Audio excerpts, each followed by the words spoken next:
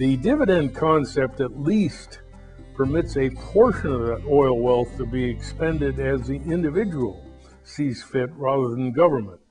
It does not remove those dollars from any possibility of being used for government programs. It merely requires the state or the nation to extract them through more appropriate means and methods such as user fees and taxes that relate to the benefits one receives. In other words, if you're getting a major benefit from a state program, you ought to pay a higher user fee and a tax than an individual that receives nothing from that program. Anyhow, the concept is seemingly wildly supportive by many people once they understand it, and I've been very disappointed. I've heard nothing from the president or either presidential candidate since the initial flurry that occurred last spring. And I've written President Bush Sr.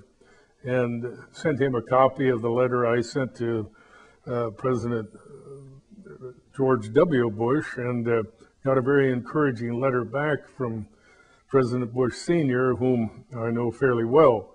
And I am hopeful that he will light a fire under the president, and he would make that a centerpiece of a plan and fill a vacuum now that is aggravating to people throughout the world. I think if he could point to something as a positive method that could do an awful lot, not only in Iraq, but all other nations that have oil wealth and where most of the benefits have gone to a select few, and the little people see virtually nothing from them, I think it would strike a spark that could ignite a concept that has enormous beneficial implications for all sorts of third world countries and those that have now in the past seen their oil wealth largely squandered.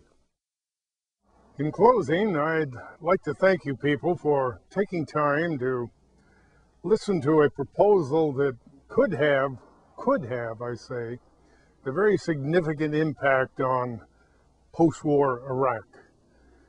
As you know, there's been a charge that there's no plan for the peace in Iraq.